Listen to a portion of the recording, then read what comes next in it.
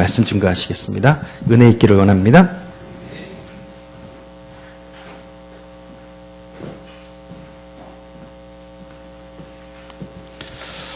네, 우리 귀한 찬양 감사드립니다. 부흥을 위하여 기도하라는 제목으로 한번 말씀을 좀 생각하겠는데요. 주전 한 610년경쯤 되겠죠. 예, 유다라고 하는 나라가 굉장히 위기 일발입니다. 예, 그때에 선지자 하박국서를 쓰면서 먼저 1장에서 자신의 괴로움을 이야기하고 있습니다.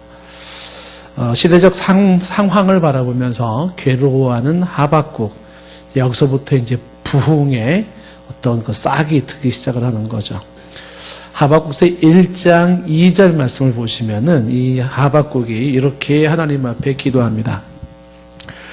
여호와여, 내가 부르짖어도 주께서 듣지 아니하시니 어느 때까지입니까? 내가 강포로 말미암아 외쳐도 주께서 구원하지 아니하시나이다. 부르짖는데도 응답하지 않는 하나님, 답답하죠. 예.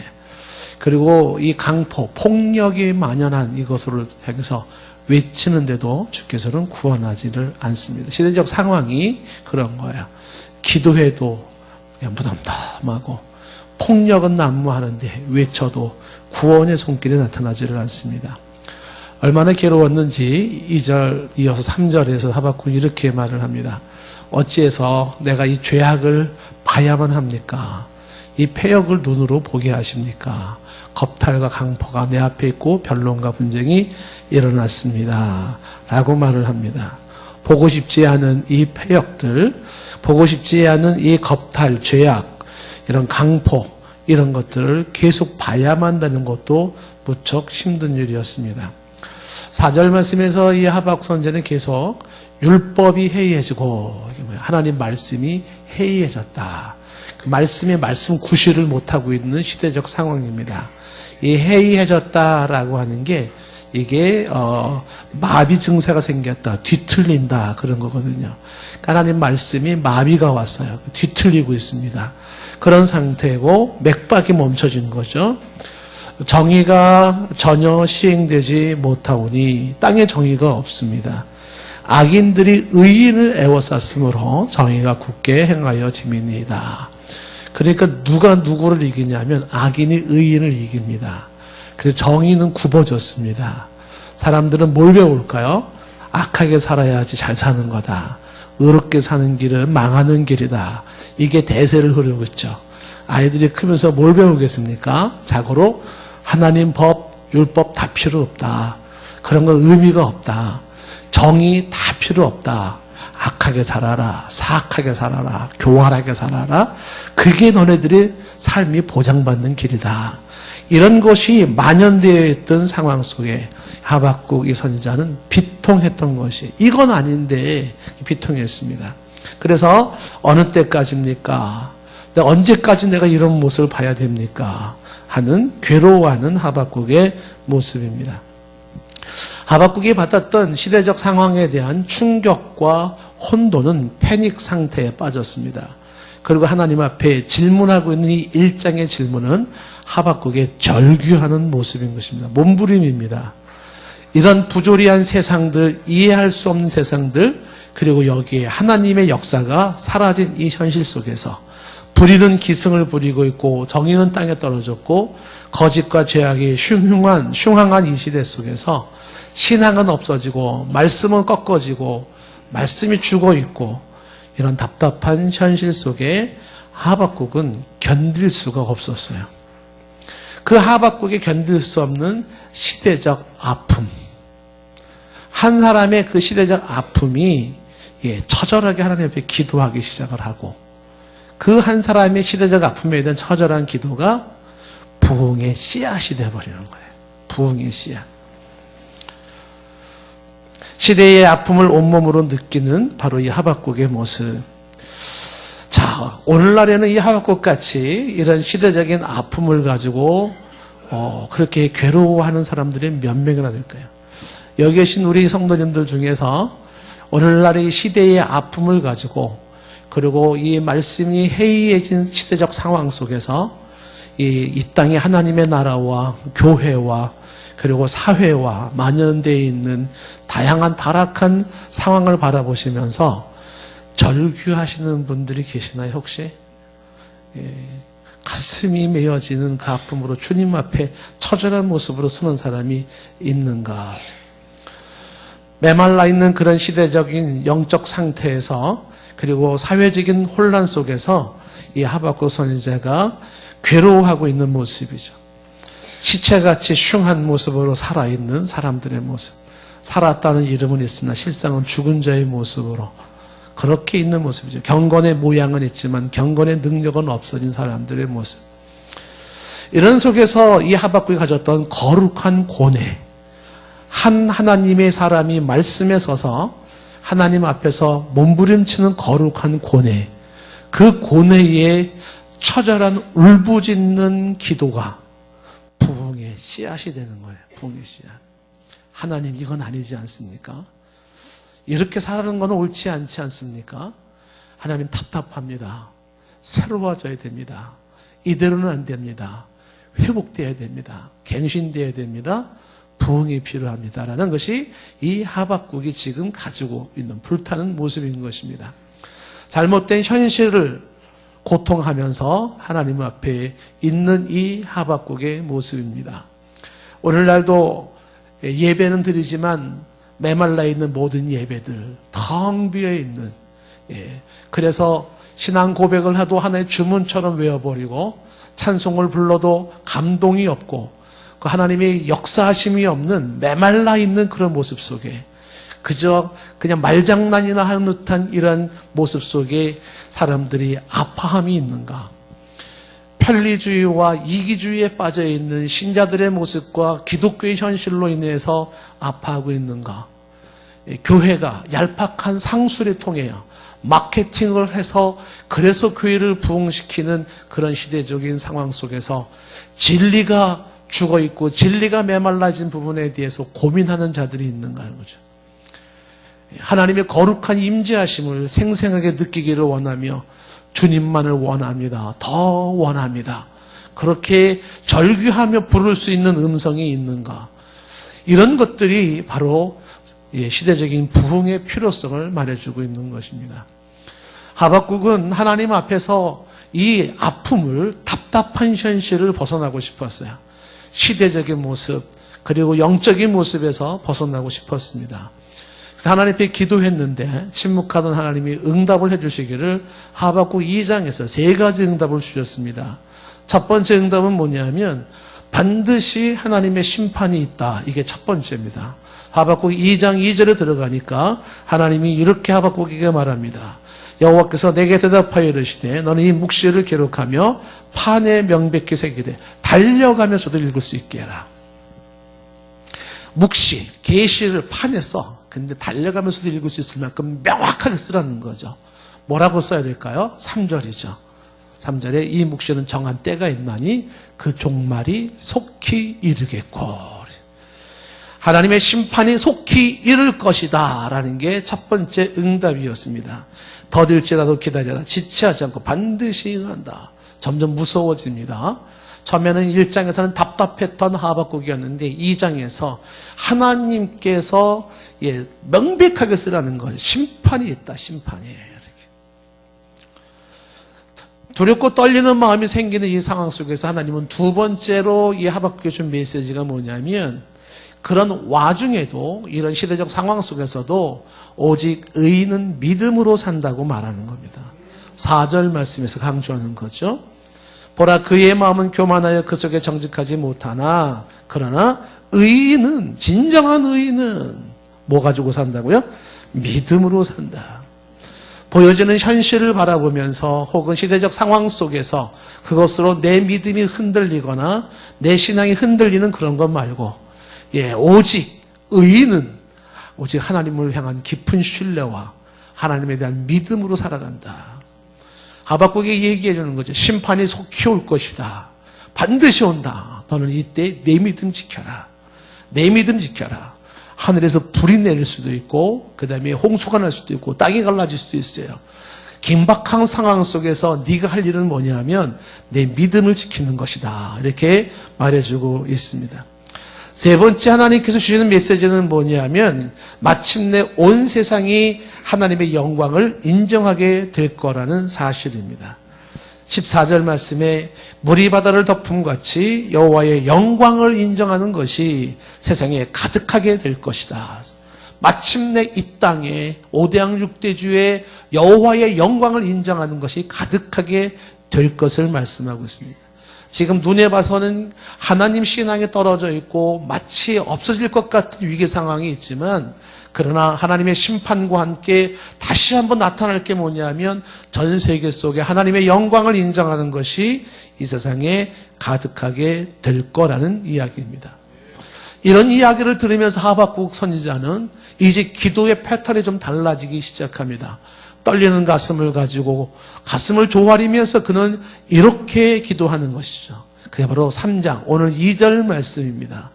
이제 하박국은 이런 기도를 하지 않을 수가 없습니다. 뭐는 기도를 할까요? 2절에 다 같이 들어볼까요? 시작.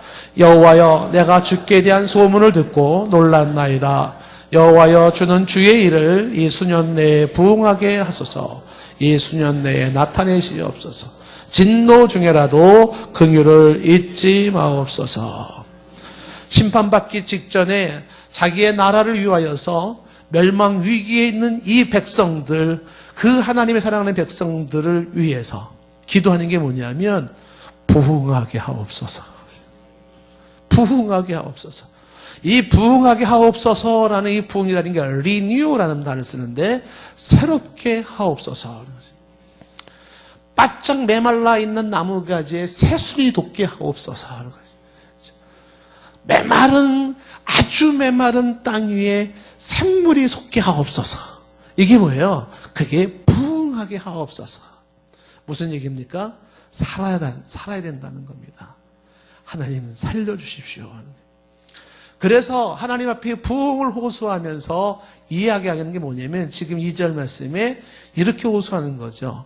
진노 중에라도 긍휼을 잊지 말아 주십시오.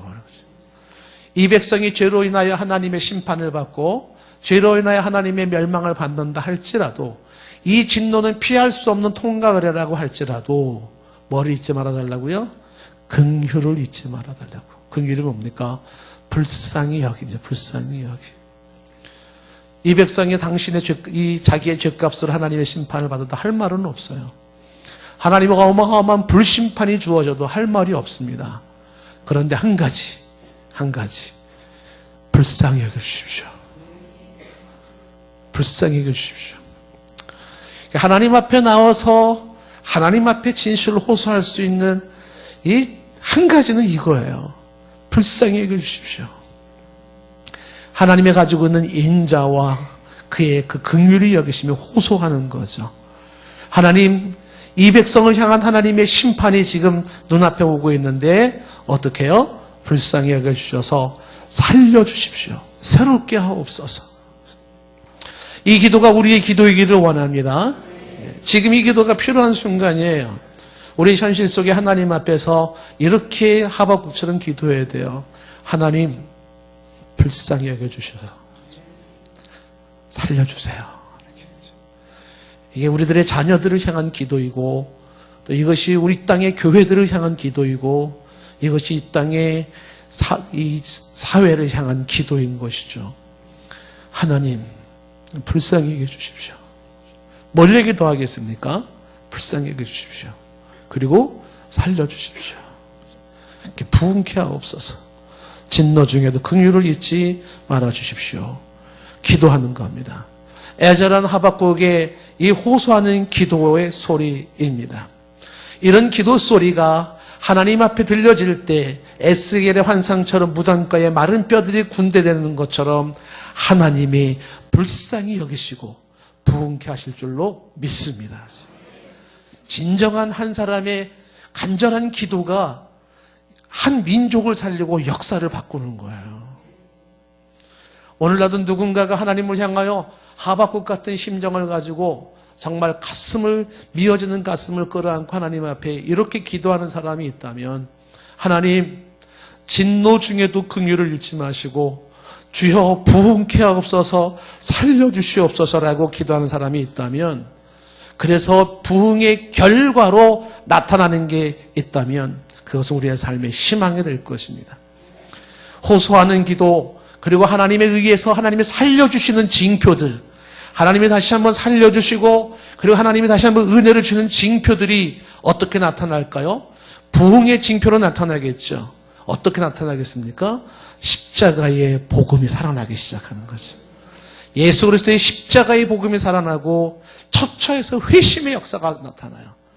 많은 사람들이 자신의 죄인됨을 인정하면서 오직 예수 그리스도의 십자가의 보혈이 없이는 나는 살 수 없는 존재라며 회개하고 십자가 붙잡고 주 앞에 나오는 자들이 생기는 거죠. 그 부흥이 역사가 일어난다면 신앙들이 회복되어지고 죽었던 교회들 속에 생명이 들어가기 시작하고 병든 교회들이 건강해지고 잠들었던 교회가 깨어나겠죠. 죽어있는 심령들 속에 약동하는 생명이 생길 것이고 병들어 시들시들거리고 있는 심령들 속이 강건해질 것이며 그 부흥의 역사가 쿨쿨 잠든 영혼들이 깨어 있어서 눈이 반짝반짝거리지 않겠습니까? 성령이 역사하시기 시작할 것이고 성령 충만함이 주어지고 은혜 충만함이 주어질 겁니다. 그때에 하나님의 말씀이 그렇게 달콤하다고 고백하는 사람들이 많아질 거예요. 말씀을 듣고 싶어서 동서남북 사람들이 달려올 것이고 그 말씀에 귀를 기울이기 시작하고 이렇게 말씀이 꿀송이 같을지 몰랐다면서 하나님 말씀 공부하는 것을 재밌어 할 겁니다. 하나님의 불이 심령에 떨어질 것이고 그리고 그 심령의 가슴이 뜨거워지고 사람들은 열정으로 불타기 시작할 거예요. 거기서 끝나는 것이 아니라 이 부흥의 역사가 일어난다면 수많은 사람들이 자신의 잘못된 비도덕적인 비윤리적인 타락한 삶을 끊어버리기 시작할 것이고 거룩한 성화가 진정 일어나기 시작할 겁니다. 그리고 말로도 할 수 없는 기쁨과 감격 속에 찬양으로 하나님을 높이기 시작할 거예요.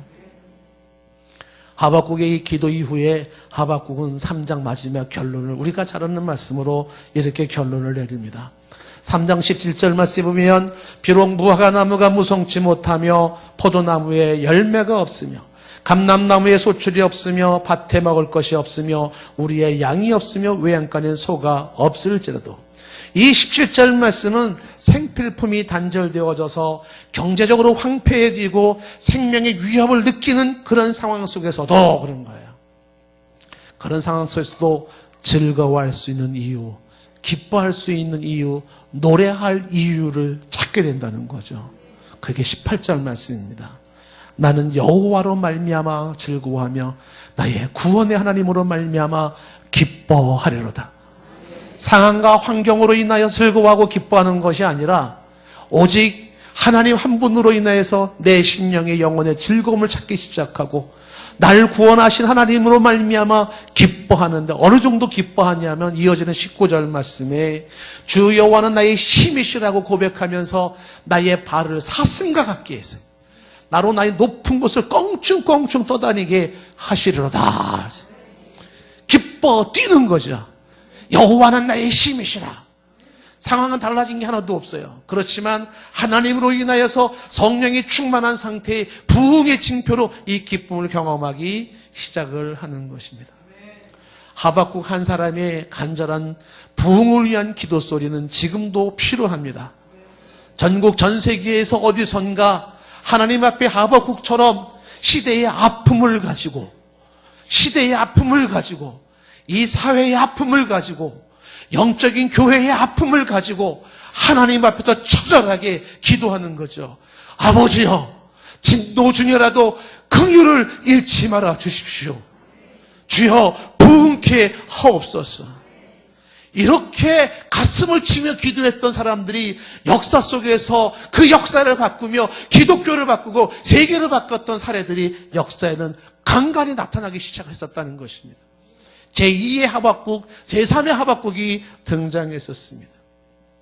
두 사람의 예를 한번 들어보고 싶어요. 한 사람은 영국의 요한 웨슬레라는 사람입니다. 이 요한 웨슬레는 당시에 활동했던 18세기 영국이 산업혁명의 여파로 시대가 얼마나 혼란스러웠는지 모릅니다. 무질서 속에 살아가면서 만연한 실업자들이 길거리에서 뒹굴기 시작해요. 그런데 실업자가 늘어나기 시작하면요, 이 사람들은 직장 생활을 못하고 돈이 없잖아요. 근데 그 돈이 없으면 꼭 잘 되는 게 술집이에요. 사람들이 술을 먹기 시작하죠. 그래서 술 먹을 돈은 어디서 나오는지 몰라요. 술에 취해서 쓰러지고, 그리고 기생들이 판을 치기 시작하고, 여기저기서 싸움이 이루어지고, 좀도둑들이 많아지기 시작하고, 훔치고, 가정이 파탄되어지고, 그리고 심지어는 사람이 팔려가게 돼요. 인신매매가 이루어지기 시작해요. 먹고 살 길이 없었습니다. 여기에 이 요한웨슬리 당시에는 거기서 끝나는 게 아니라 당시에 장로교와 그 다음에 가톨릭에도 이 웨슬레는 적응이 잘 안 됐습니다. 그래서 가끔 충돌하기 시작한 거예요. 이 웨슬레는요, 하나님 앞에서 결단했어요. 참 좋은 엄마 아빠를 만나, 특히 엄마를 잘 만났어요. 이 요한 웨슬레는 엄마로부터 교육을 참 철저하게 잘 받았습니다. 이 엄마는 연구 대상이에요. 수산나라는 엄마는. 그래서 한 가지 에피소드가 뭐냐면 이 웨슬레가요, 얼마나 철저하게 어머니한테서 윤리적인 교육을 받았는지 몰라요. 엄격하게 컸습니다. 그래서 이 웨슬레가요, 영국 사람인데 조지아로 미국에 와가지고요, 선교 활동을 할 때 거기 굉장히 좋아하던 여자가 한 분 있었어요. 근데 그 여자랑 너무너무 사랑해서 결혼을 하고 싶었었는데 뭐가 딱 문제가 생겼냐면 스킨십에 문제가 생긴 거예요. 이 웨슬레는 너무 엄격해가지고요, 결혼 전까지는 스킨십은 안 된다. 거절을 했어요. 그랬더니 그 여인이 웨슬레가 마음이 나한테 없다고 생각하고 딴 남자랑 결혼을 해버린 거예요. 이 웨슬레가 열을 받아버렸어요. 열을. 그래서 그것 때문에 생기는 에피소드가 이제 그 웨슬레가 그 여인 전에 자기 약혼까지 했었던 그 여자. 이 스킨십 하나 때문에 그거 안 된다고 그래가지고 오해가 생겨가지고. 그래서 이 웨슬레가요, 결국은 미국에서 쫓겨나요. 왜냐하면 그 여자랑 그 결혼한 남자가 너무 미웠던 거, 시기 질투죠. 그래가지고 성찬식을 안 베풀었다가 고소당한 거예요. 너네는 안 돼, 성찬식 못하 이랬다가. 왜 못하 그러니까는 또 구실을 대는 거죠. 미리 얘기 안 해서. 그래가지고서 그 재판이 벌어졌어요. 재판이 벌어져가지고 그 웨슬레 그대는 왜 성찬식을 안 베풀었는가? 접수를 미리 안 했다. 그러니까 이제 그 남자나 부인이랑 사람들 얘기하는 거죠. 그게 아니다. 자기가 좋아하던 여자를 내가 결혼하니까 지금 저래서 그러는 거다. 막 이러고 막 재판이 막. 결국 웨슬레가 떠나왔어요. 근데 웨슬리에게는요, 분명한 자기 의지가 있었죠. 그게 뭐냐면 웨슬리의 4가지 결단이라는 게 있습니다. 어떤 결단이 나오냐면 웨슬리 일기에 다 나오는 내용이에요. 첫째, 허심탄회한 대화를 한다. 둘째, 경박한 행동이나 웃음거리를 즐기지 않는다. 셋째, 하나님의 영광을 드러내지 않는 말은 전혀 하지 않는다. 넷째, 하나님의 영광을 드러내지 않는 일은 결코 추구하지 않는다. 그걸 즐기지 않는다. 이런 결단을 가지고 웨슬레가 사역하기 시작하는데 웨슬레는 가슴이 답답했어요. 시대적 상황에 대한 답답함이 있었고 당시에 침체됐던 기독교에 대한 답답함이 있었습니다. 장로교가 너무 싫었어요. 웨슬레는.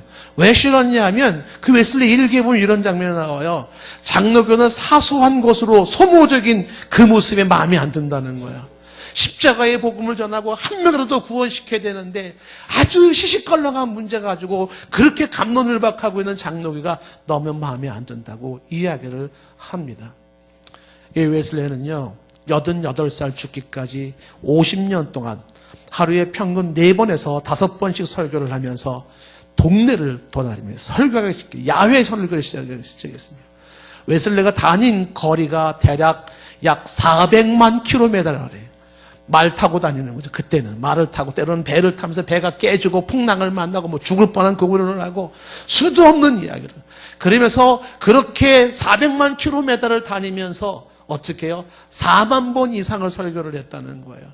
저 광부촌에 들어가가지고 저 시골에 들어가가지고서요. 저 산속에 들어가서 어떤 때는 가면은 사람들이 막 3,000명씩 모이고 어떤 때는 막 몇만 명씩 모여 있는 거죠. 야외 전도를 하는 거예요. 마이크도 없는 상태에서 말씀을 전하기 시작을 하는 겁니다. 그래서 이 웨슬레를 추종하는 사람들이 많아지기 시작을 했어요. 웨슬레 가슴 속에는 한 가지 불타는 게 뭐냐면 부흥이에요, 부흥. 하나님의 말씀에 부응하고 주의 십자가의 복음이 심어지기를 원하고 하나님 앞에 심령들이 거듭나고 중생하고 하나님 자녀로 세워져서 이 타락하고 부패한 이 사회가 바뀌어지기를 원하는 간절한 모습으로 웨슬레는 기도하면서 나가기 시작을 했습니다.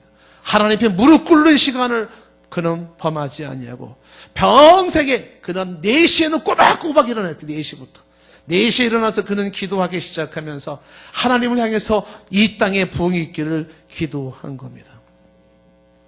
웨슬레의 여파가 얼마나 대단했냐 하면 그가 휩쓸고 지나가는 지역마다 하나님이 부흥의 역사를 일으키기 시작했는데 닫혔던 교회 문들이 열리기 시작하고 성도들은 3, 3, 5 구역 예배가 살아나기 시작했어요. 이 구역 예배 시작이 웨슬레예요. 웨슬레. 소그룹 모임이 살아나기 시작하고 기도가 살아나고 말씀이 살아나고 예배가 살아나기 시작했어요. 사람들마다 신앙이 살아나기 시작하고 예수 그리스도의 십자가의 복음이 살아나기 시작했습니다. 교회를 찾는 사람들이 많아지고 은혜를 사모하는 자들이 많아졌습니다. 기독교를 조롱하고 목사를 조롱하던 자들이 회심하고 그리고 복음의 전파자가 됩니다. 여기서 끝나는 게 아니라 이 부흥의 역사가 영국을 뒤집어 놓았습니다. 동네마다 술집이 문을 닫기 시작을 했어요. 술꾼들이 없어지기 시작했습니다. 몸 팔던 여성들이 돌아오기 시작했고 동네 깡패가 사라지기 시작했어요. 유해한 오랩과 음탕함이 사라지기 시작하고 좀도둑이 사라지기 시작했습니다.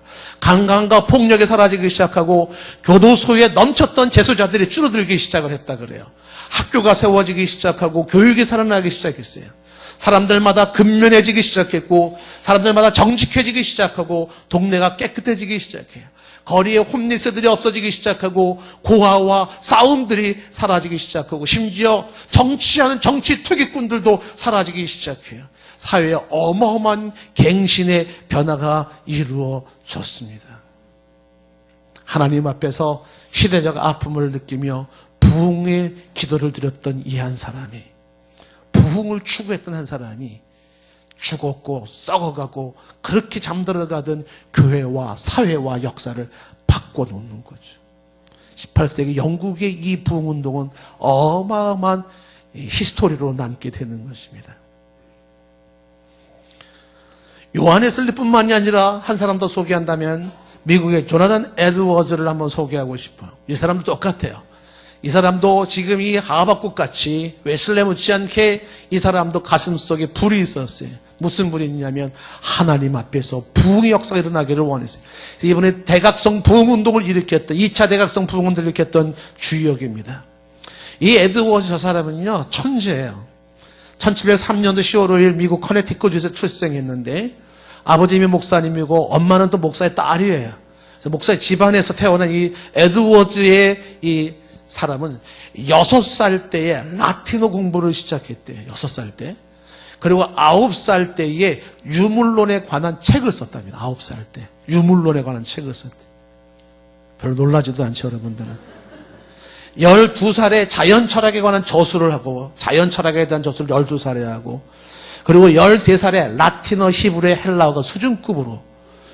그리고 이렇게 예일대학에 입학을 했는데, 17살 나이에 예일대학을 수석으로 졸업을 했어요. 17살에. 17살에 대학을 졸업한 것도 엄청난데 수석으로 졸업을 한 사람입니다. 지금 이 조나단 에드워즈는 자신의 디모데전서 1장 17절을 읽을 때 내 영혼이 확신과 하나님의 영광을 경험하고 그 이후 그리스도의 구속사건과 그분으로 말미암는 영광스러운 구원의 길에 대한 새로운 이해와 사상을 갖게 됐다고 고백을 해요. 그리고 19살 때부터 그의 설교 목사로서 봉사하기 시작하고 할아버지의 교회로부터 그는 말씀을 전하기 시작을 하죠.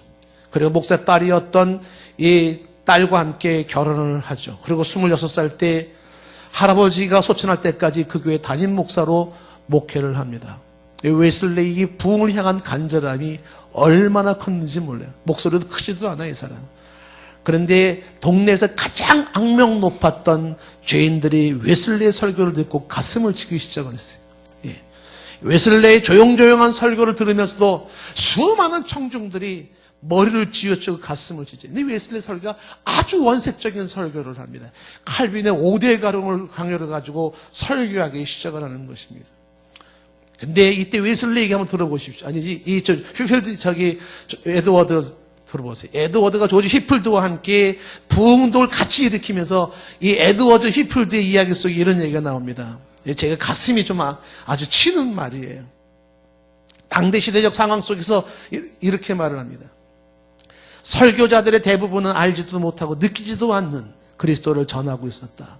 신자들이 그렇게 죽어 있는 이유는 죽은 사람이 설교하기 때문이다. 가슴이 아프죠. 왜 사람들이 죽어 있는가? 왜 신자들이 죽어 있는가? 알지도 못하고 느끼지도 못한 그리스도를 설교자들이 전하고 있다는 거죠. 설교자들도 알지 못해요. 그들도 느끼지 못하고 만나보지도 못했던 그 그리스도를 전하니까 청중들은 죽어 있다는 거지. 이 조나단 에드워즈는 죽어있는 기독교가 가슴이 아팠습니다. 얼마나 아팠는지 몰라요. 그래서 이 조나단 에드워즈의 대표적인 설교가 뭐냐면 진노하시는 하나님의 손에 잡힌 죄인들이라는 설교가 있는데 그 설교가 캘빈의 5대 강요 설교예요. 근데 이 설교를 듣고 있었던 수많은 사람들이 흐느끼며 울기 시작했고 설교 도중에도 청중 중에 어느 목사는 가슴을 치고 회개하면서 고백을 했다는 일화가 있습니다. 에드워드 목사님, 내게는 하나님이 없었습니다. 내게는 하나님이 없었습니다. 목사가 저에게는 하나님이 없었습니다. 울면서 회개하는 에드워즈의 그 간절한 부흥을 위한 기도 속에 사람들이 변화되기 시작하고 어떤 사람은 땅바닥을 뒹굴고 괴로워하는 거죠. 하나님의 진노로부터 도망치십시오라고 얘기할 때 하나님의 진노의 손이 당신 앞에 있으니 빨리 도망치십시오 라는 말 앞에 사람들은 벌벌벌 떨었어요. 그리고 사람들은 막 울기 시작하고 어떤 사람은 나무에다 머리를 찍기 시작하면서 여기저기서 신명이 살아나기 시작하고 회개의 역사가 일어나기 시작을 하는 것입니다. 조나단 에드워즈는 그의 나이 45세 때 진실로 회개하지 않은 사람은 비록 세례교회를 할지라도 성만찬에 참석할 수 없다고 외쳤다가 주변 목사님들로부터 반발을 사고 그는 끝내 목사직을 해임당해버렸어요. 조나단 에드워즈는 분명했죠. 어떻게 회심하지 않은 자가 거룩한 주의 성열, 그 보혈이 있는 성찬에 참여할 수 있냐고. 안 된다고. 세례를 받았다 하더라도 당신이 회심이 없었다면 참석할 수 없다는 것 때문에 결국은 목사직을 해임을 당합니다. 그리고 그는 47살 때에 고별 교회를 떠나면서 고별 선교를 하죠. 마지막 심판대 앞에서 우리 만날 때 어떻게 만날까요? 참 이 살아있는 영성과 그에 가지고 있는 이 모습이 대단한 것입니다. 그리고 그는 선교사로서 그냥 돌아다니면서 저술을 하고 글을 쓰기 시작하고 1758년대 55세에 프린스톤 대학의 총장으로 임명되지만 그의 천연두 예방조사의 후유증으로 마비 증세를 일으키기 시작하면서 그는 총장 사역 5주 만에 끝내 돌아가시고 말았습니다. 그런데 이 조나단 에드워즈와 그리고 함께 했었던 조지 휘필드로 인하여서 이게 어마어마한 사건이 뭐냐면요. 좀 더 과장되게 만약에 얘기한다면요. 전 세계의 기독교가 사라질 것 같은 메말라 있던 상황 속에 이 조나단 에드워즈를 중심으로 한 부흥의 불길이 미국부터 타오르기 시작하면서 세계의 기독교를 살리기 시작하는 거예요. 어마어마한 사건입니다. 하박국 같은 심정을 가지고 진노 중에도 긍휼을 잃지 말아달라며 기도했던 사람들은 바로 이 요한 웨슬레나 조나단 에드워즈만 있는 것은 아니었었어요. 좀 전에 얘기했던 조지 휘필드 같은 사람들, 그리고 인디언들을 부흥하면서 변화시켰던 데이빗 브레이너드, 불교 왕국에 들어가서 그 복음의 씨앗을 심어놓았던 저디슨, 그리고 이제는 눈이 볼 수 없는 장님이 된 상태에서 볼 수 없는, 눈으로 볼 수 없는 일을 주님의 일을 하고 싶었다던 윌리엄 부스, 찰스 피니, 찰스 스펄전, D.L. 무디, 개신교 해외 선교인문을 열어놓았던 윌리엄 캐리, 굵직굵직한 사람들을 그들은요 고독했어요. 가슴이 미어졌던 사람들입니다. 답답한 현실에 가슴을 치면서 하나님 앞에 눈물을 뚝뚝 흘리면서 기도했던 사람들이에요. 하나님, 이건 아니지 않습니까? 살려주십시오. 진노 중에도 긍휼을 잃지 않는 하나님이시여, 주여 부흥의 역사를 일으켜 주십시오 했던 사람들이에요. 이 조선 땅을 바꿔놓았던 아펜셀러, 언더우드, 헤런, 알렌 선교사, 그들도 마찬가지입니다. 저는 지금 우리 사회를 바라보고 이 땅의 교회를 바라보면서 이 하박국의 이 기도가 지금도 필요하다고 생각을 합니다. 주여 부흥케 하옵소서. 심령이 부흥케 하시고 교회를 부흥케 하여 주시옵소서. 하나님이 말하기를 판에 새겨라, 명백하게 새겨라, 내가 반드시 심판한다라고 하는 하나님의 심판의 메시지 앞에서 너는 오직 믿음을 지키고 너의 믿음으로 의인된 삶을 살아가라. 심판의 날에 너는 그 믿음으로 건진받을 것이다. 그 심판이 이루어지는 날 온 세계에는 물이 바다를 덮음같이 여호와의 영광을 인정하는 것이 가득하게 될 텐데, 이런 주 하나님의 심판 앞에서 벌벌벌 떨면서 할 수 있는 게 뭡니까? 살려주십시오. 아직도 정신 못 차리고 있는 내 주변에 사랑하는 이들이 많이 있는데 살려주십시오. 긍휼히 여겨주십시오. 불쌍히 여겨주십시오. 진노 주기를 그를 잃지 말아 주십시오. 회복시켜 주십시오. 부흥시켜 주십시오. 이 기도가 절실히 요구되지 않습니까? 여러분의 심령을 위해서는 어떻습니까? 주여 부흥케 하옵소서. 이 기도가 필요하지 않습니까? 우리들이 맡고 있는 부서들, 유치부, 유초등부, 중고등부, 청년부 부서들을 바라보시면서 하박국 같은 심령으로 하나님 부흥시켜 주십시오. 주님 살려주십시오. 불쌍히 여겨주십시오. 이 기도가 안 나옵니까? 구역 식구들을 바라보시면서 이 기도가 안 나옵니까? 하나님 살려주세요. 불쌍히 여겨주세요. 이 기도가 안 나옵니까? 이 땅의 기독교를 바라보고 교회를 바라보면서, 저도 목사지만은 이 땅의 목사들을 바라보면서, 이 땅의 성도들을 바라보면서 이 기도가 안 나옵니까? 주여 불쌍히 여겨주십시오. 살려주셔야 됩니다. 살려주십시오. 대한민국 현실을 바라보면서, 이 세계의 역사를 바라보면서 우리가 이 기도가 어찌 필요하지 않을 수가 있겠습니까? 주여 부흥케 하옵소서. 이 땅 고쳐 주옵소서. 진노 중에도 긍휼을 잊지 말아 주시옵소서. 이 기도가 우리 가운데 살아있기를 원합니다. 말씀을 생각하시며 찬양같이 드립니다. 이 땅의 황망함을 보소서 하늘의 하나님.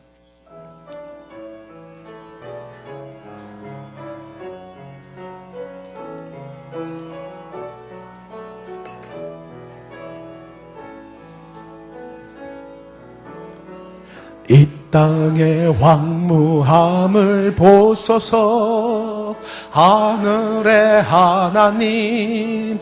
긍휼을 베푸시는 주여 우리의 죄악 용서하소서. 이 땅 고쳐주소서. 이제 우리 모두 하나 되려 이 땅에 무너진 기초를 다시 쌓을 때 우리의 우상들을 태우실 성령의 불이 임하소서. 부흥의 불길 타오르게 하소서. 진리의 말씀 이 땅 새롭게 하소서. 은혜의 강물 흐르게 하소서. 성령의 바람 이제 불어와 오고 주의 영광 가득한 새날 주소서. 오 주님 나라 이 땅에 임하소서. 한번 다시 한번 이 땅의 황무함을 이 땅의 황무함을 보소서 하늘의 하나님 긍휼을 베푸시는 주여 우리의 죄악 용서하소서 이 땅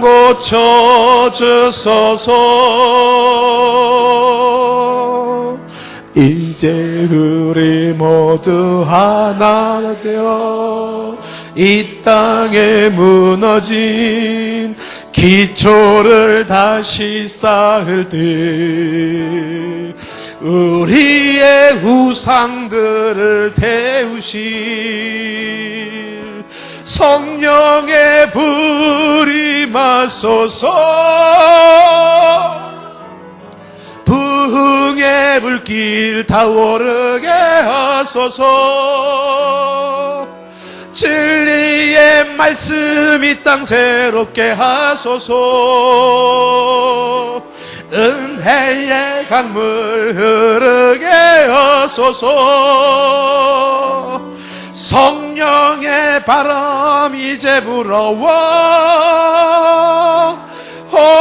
주의 영광 가득한 새날 주소서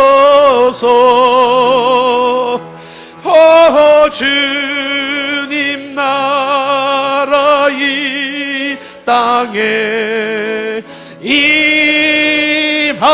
임하소서 부흥의 불길 타오르게 하소서 부흥의 불길 타오르게 하소서 진리의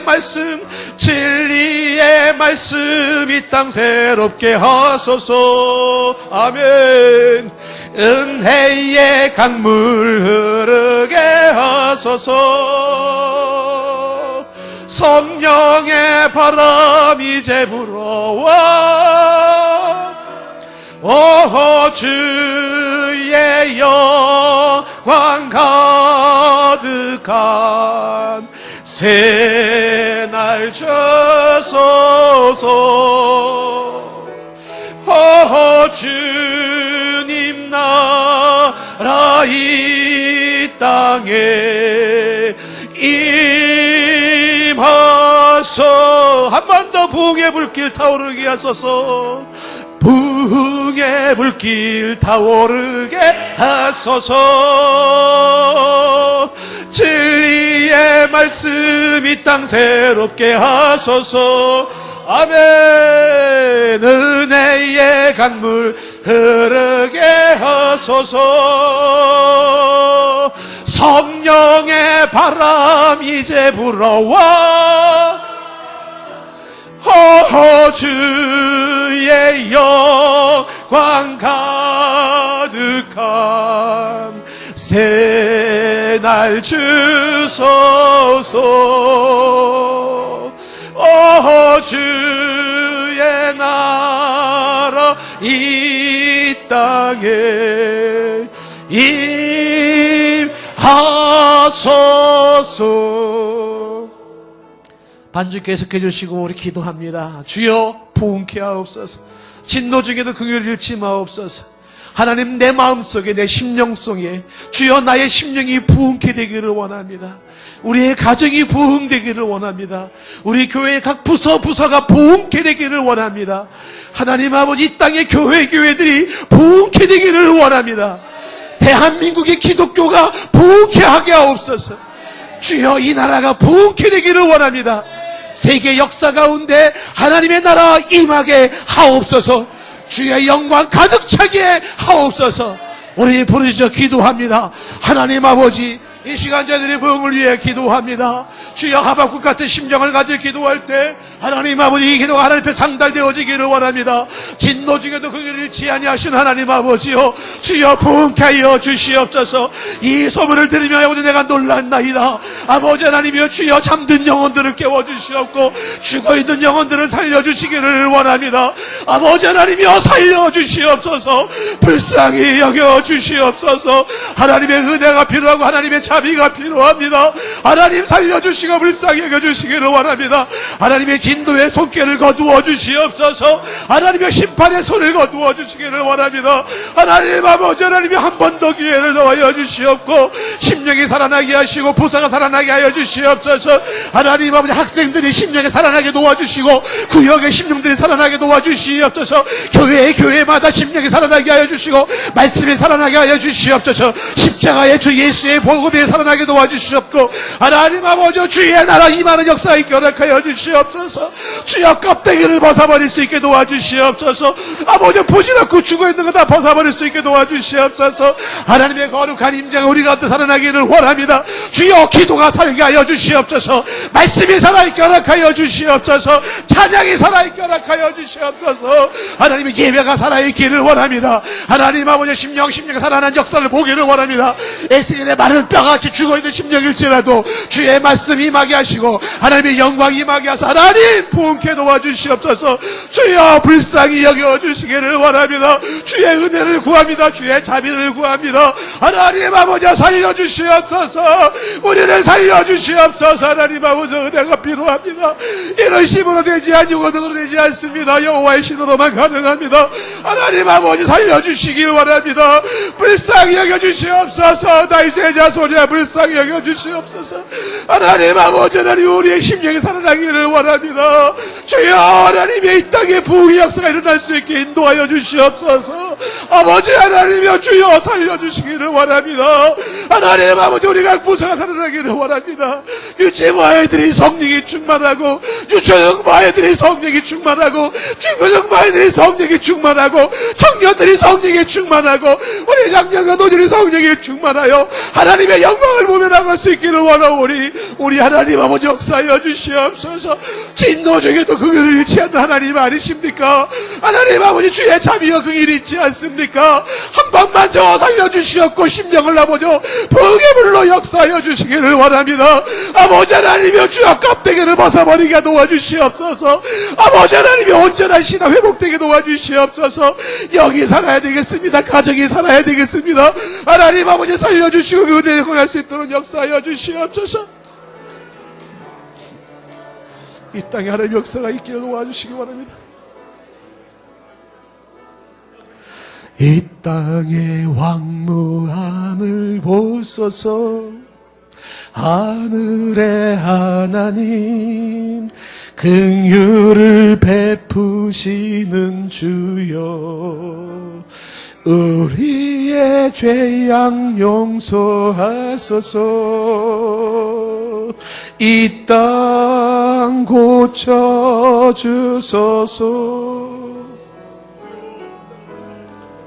이제 우리 모두 하나 되어 이 땅에 무너진 기초를 다시 쌓을 때 우리의 우상들을 태우실 성령의 불이 마소서. 부흥의 불길 타오르게 하소서. 진리의 말씀 이 땅 새롭게 하소서. 은혜의 강물 흐르게 하소서. 성령의 바람 이제 불어와 오 주의 영광 가득한 새날 주소서. 오 주님 나라 이 땅에 임하소서.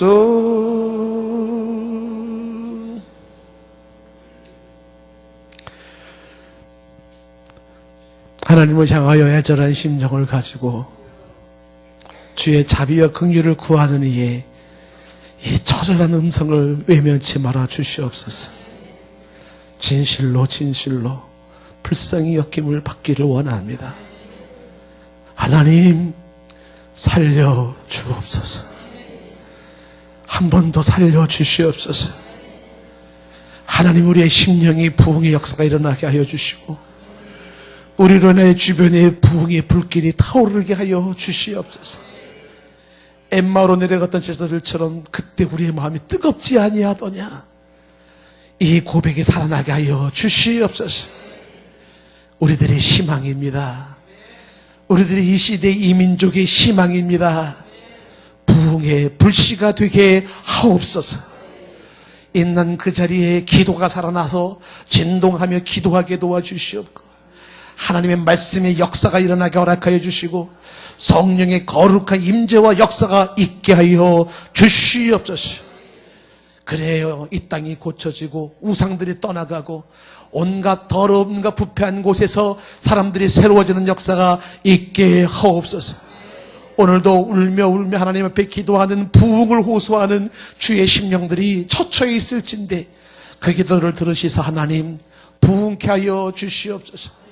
하수만 했다면 살아 생전에 이 땅에 여호와의 영광을 인정하는 것이 가득한 그날을 보기를 원합니다.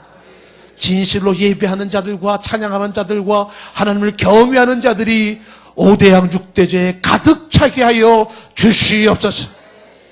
예수 십자가 드높이며 나아가는 진정한 예배자들이 많아지는 이 시대 이 역사 이루어 주시옵소서.